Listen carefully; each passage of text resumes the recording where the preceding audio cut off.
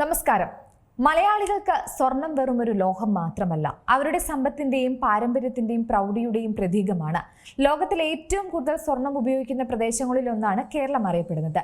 കേരളത്തിൽ സ്വർണ്ണവില മാറ്റമില്ലാതെ എടുത്ത് തുടരുകയാണ്. ഇത് മൂന്നാം ദിവസമാണ് ഇങ്ങനെ സ്വർണ്ണവില ഒരേ നിരക്കിൽ തുടരുന്നത്. ആഗോള വിപണിയിൽ നേരിയ ഏറ്റക്കുറച്ചിലുകൾ സംഭവിക്കുന്നുണ്ടെങ്കിലും കേരളത്തിൽ വലിയ മാറ്റങ്ങൾ സംഭവിക്കുന്നില്ല. പുതിയ സ്വർണത്തിന് ആവശ്യക്കാർ കുറയുന്നു എന്ന വെല്ലുവിളിയും ജ്വല്ലറി മേഖല നേരിടുന്നുണ്ട്. അതേസമയം പഴയ സ്വർണം വിൽക്കുന്നവരും മാറ്റി വാങ്ങുന്നവരും കൂടിയിട്ടുണ്ടെന്നും കണക്കുകൾ പറയുന്നുണ്ട്.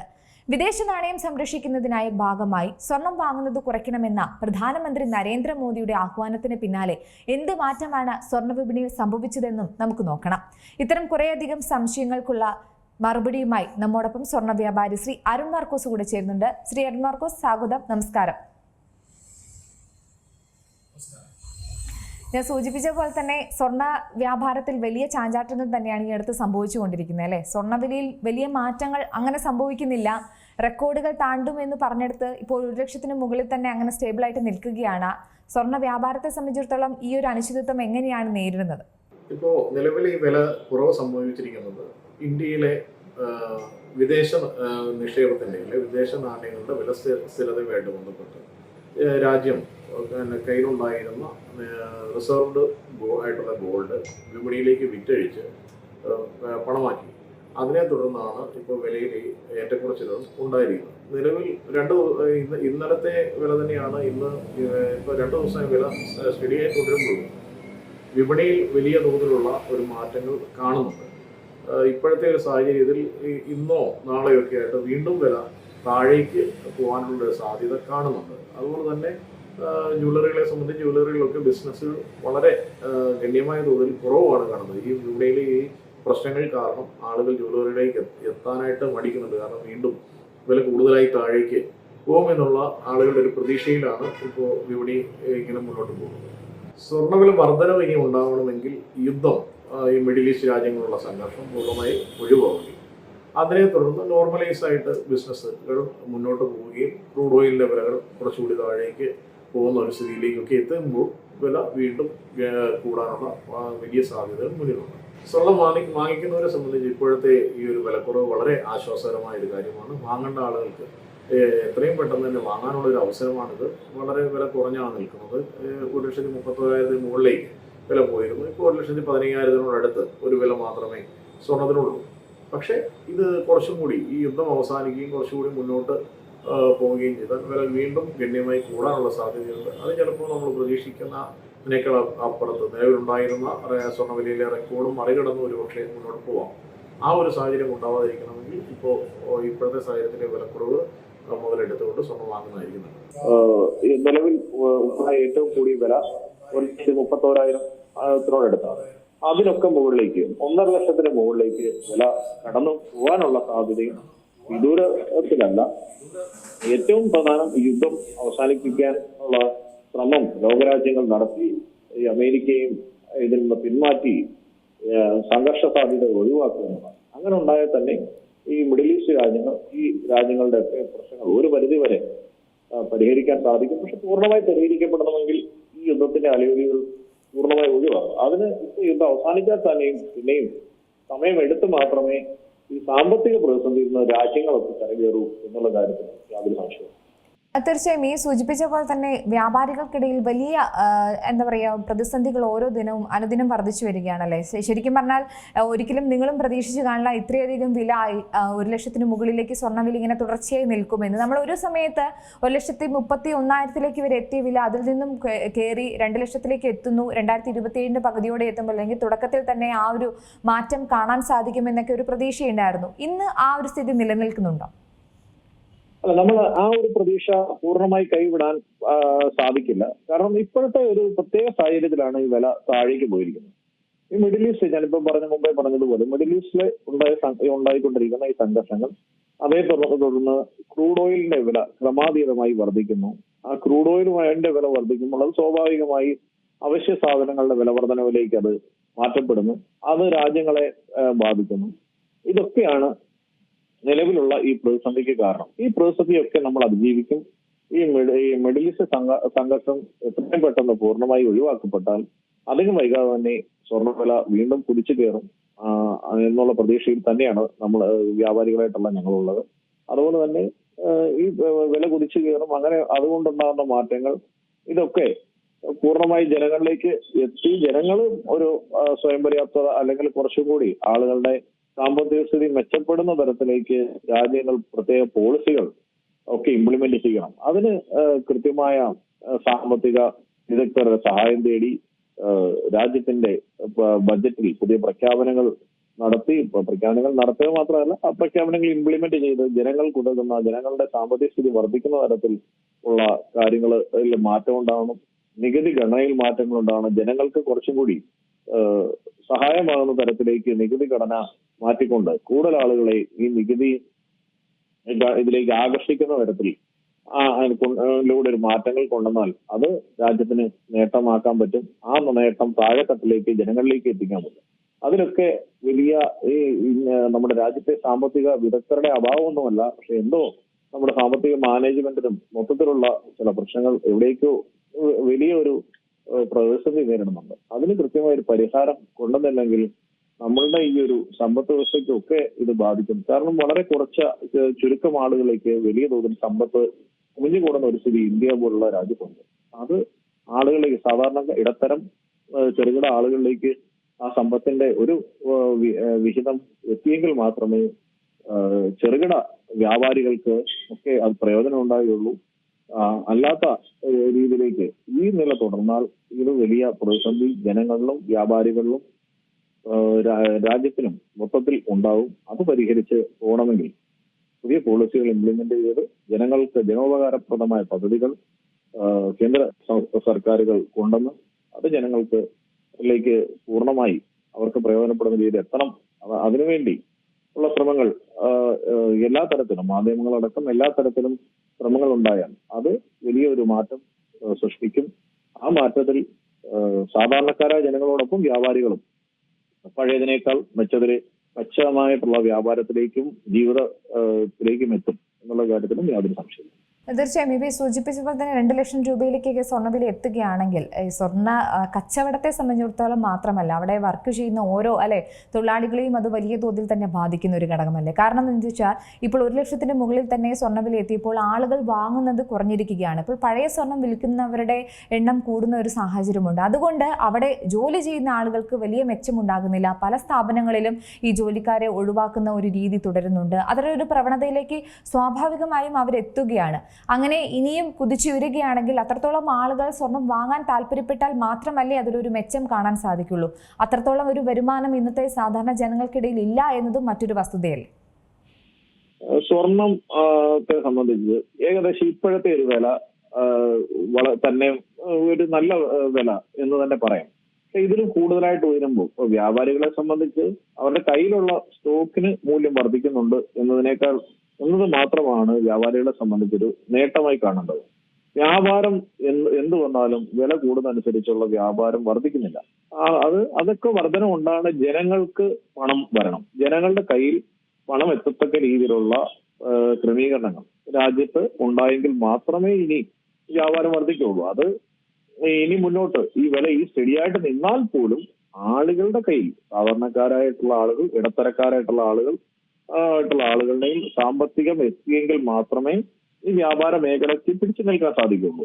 അപ്പോൾ വില വർദ്ധിക്കുന്നത് കൊണ്ട് ബിസിനസ് വർദ്ധിക്കുമെന്നോ അല്ലെങ്കിൽ അത് നാടിന് പ്രയോജനപ്പെടുമെന്നോ അല്ല ഞാൻ ഉദ്ദേശിക്കുന്നത്. ശരിക്കും ഒരു വ്യാപാരിക്ക് സംബന്ധിച്ച്, സ്വർണ്ണ വ്യാപാരിയെ സംബന്ധിച്ച് ഈ വില തന്നെ ഇതിലും കുറച്ചുകൂടെ വില കുറഞ്ഞു 1 ലക്ഷത്തിനോട് അടുത്തൊരു വിലയ്ക്ക് നിന്നാൽ മതി എന്നാണ് പൊതുവെ വ്യാപാരികൾ ആഗ്രഹിക്കുന്നത്.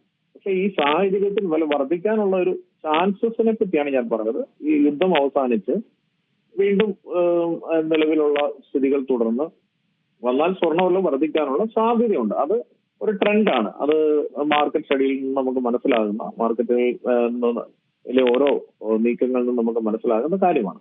പക്ഷെ ഇതിനേക്കാൾ ഉപരി ജനങ്ങൾക്ക് അല്ലെങ്കിൽ ജീവനക്കാർക്കൊക്കെ പ്രയോജനകരമായിട്ടുള്ള രീതിയിലേക്ക് മാറ്റം ഉണ്ടാവണമെങ്കിൽ വില സ്ഥിരതയിൽ ഉണ്ടാവണം, അധികം വർദ്ധിക്കാതെ ഒരു മീഡിയം റേറ്റിൽ നിൽക്കണം. അതുപോലെ തന്നെ ആളുകളുടെ കയ്യിൽ പണം എത്തത്തക്ക രീതിയിലുള്ള അല്ലെങ്കിൽ ഉള്ള പണം അമിതമായി ചെലവഴിച്ച് പോവാത്ത തരത്തിൽ അവർക്ക് സൂക്ഷിക്കത്തക്ക രീതിയിലുള്ള എന്തെങ്കിലും മാറ്റങ്ങൾ, അതിപ്പോ നമ്മൾ ഒരു സാധാരണക്കാരായിട്ടുള്ള ആളെ സംബന്ധിച്ച് നമ്മൾ അത് ചിന്തിച്ച് കണക്കാക്കിയെടുക്കാൻ അത്ര എളുപ്പമല്ല. പക്ഷെ അത് കൃത്യമായ മണി മാനേജ്മെന്റ് നടത്തത്ത രീതിയിൽ ആളുകളെ പ്രാപ്തരാക്കണം.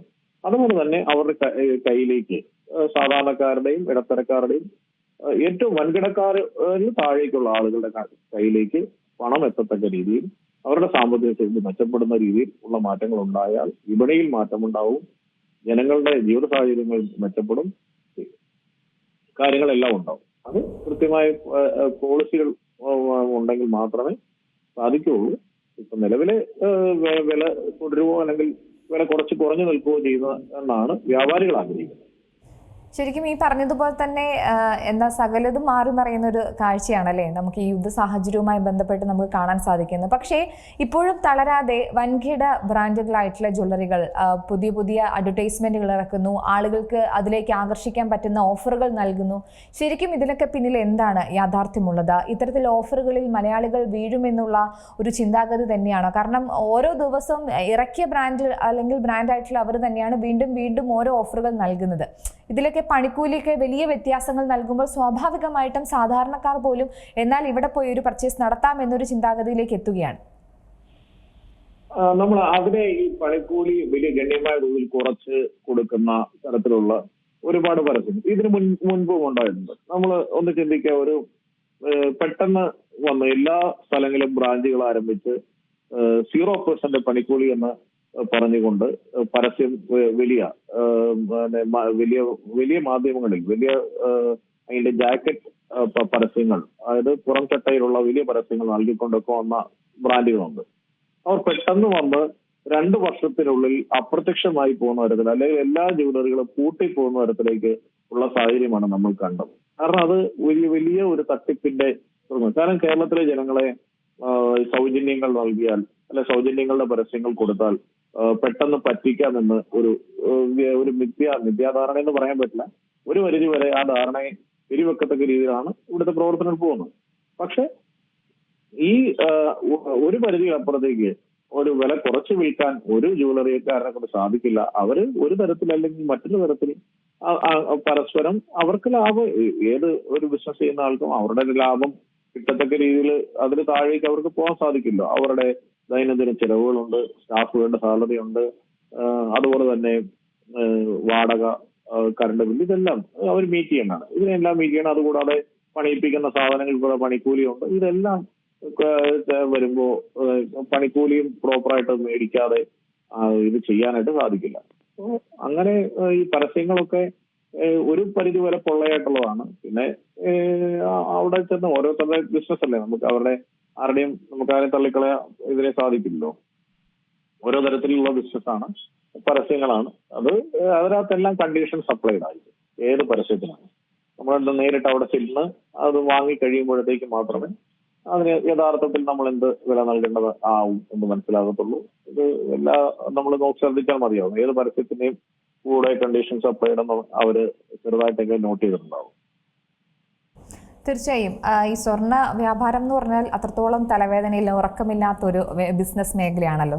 അരുൺ മാർക്കോസ് എന്നുള്ള സ്വർണ്ണ വ്യാപാരിയെ സംബന്ധിച്ചിടത്തോളം എത്രത്തോളമാണ് ഇതിനെ ഹാൻഡിൽ ചെയ്യുന്നത്? കാരണം ഓരോ ദിവസം ഉണ്ടാകുന്ന ചാഞ്ചാട്ടം അതിനെയും കൃത്യമായി കാൽക്കുലേറ്റ് ചെയ്ത് ഉറങ്ങാനൊക്കെ പറ്റുന്നുണ്ടോ? നമ്മളൊക്കെ ഒരു ഇടത്തരം ചെറുകിട വ്യാപാരികളെ നമ്മളെ സംബന്ധിച്ചൊന്നും ഉറക്ക കുറവിന്റെ ഒന്നും കാര്യമില്ല. നമ്മൾ അതിനെപ്പറ്റി വലിയ വ്യാകുലമായി ചിന്തിച്ചൊന്നും പോകുന്നില്ല. നമ്മള് എന്നാൽ എങ്ങനെയാണ് അതിനെ ഈസിയായി ഒന്ന് ഹാൻഡിൽ ചെയ്യുന്നത്? കാരണം ഈസി അല്ല, എന്നിരുന്നാൽ പോലും ഈ ഒരു മാറ്റങ്ങളും ഈ കച്ചവട രീതികളും അരുൺ മാർക്കോസ് എന്ന വ്യാപാരിയെ സംബന്ധിച്ചിടത്തോളം എങ്ങനെയാണ് ഈ ചലനങ്ങളൊക്കെ സ്വന്തം ഉൾക്കൊള്ളുന്നത്?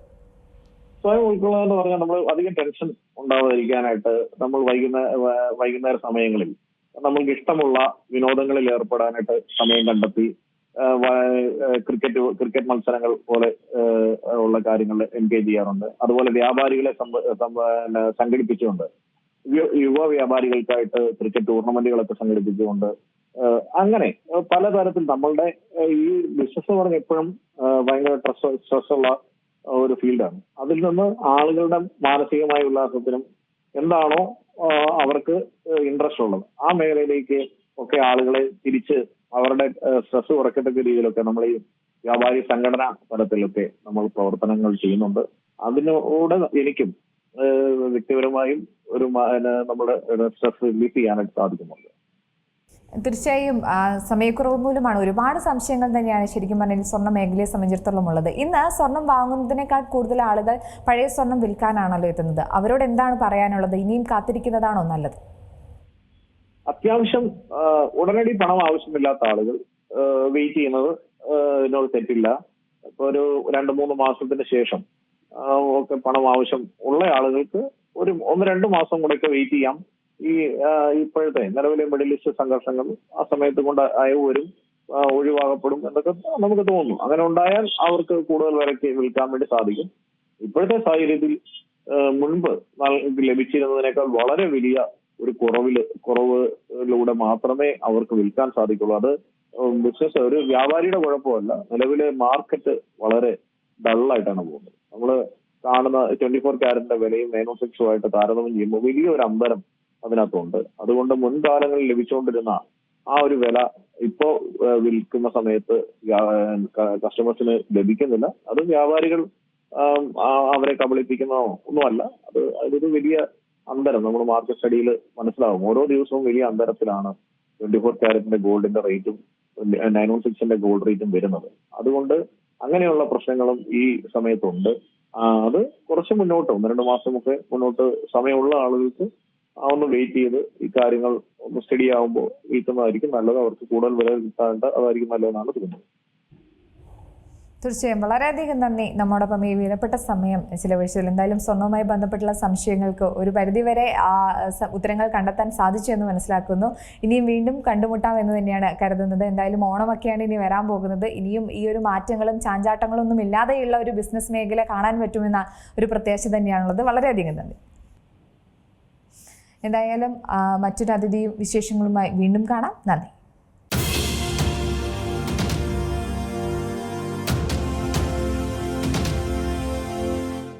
ഏറ്റവും പുതിയ വാർത്തകളും വിശേഷങ്ങളും വിരൽത്തുമ്പിലറിയാൻ സീ മലയാളം ന്യൂസ് എല്ലാ ഡിജിറ്റൽ പ്ലാറ്റ്ഫോമുകളിലും ലഭ്യം.